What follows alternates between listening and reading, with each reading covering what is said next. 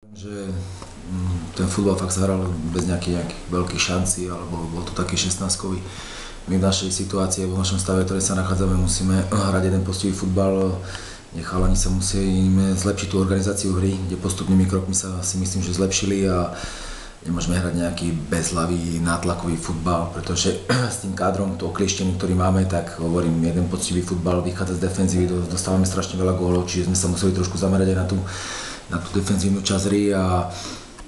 mrzí ma to, pretože nie som zástanca nejakého takéhoto futbalu, kde budeme hrať na vlastnej poľke, sa brániť alebo čo, ale hovorím, chceli sme vychádzať zo zabezpečenej obrany, eliminovať nejak kvalitu supera, pretože nenadarmo sú druhí v tabuľke, to mužstvo je dlhšie pokope superové a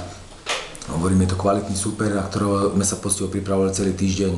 Mrzí ma, že tomu zápasu chýbali góly, pretože tí ľudia chodia na futbal, kvôli tomu videli tí góly a hovorím, možno ten zápas bolo v jednom góle, kto dá gól, vyhrá. Takže mrzí ma to akorát, že ľudia prišli na futbal a nevideli gól.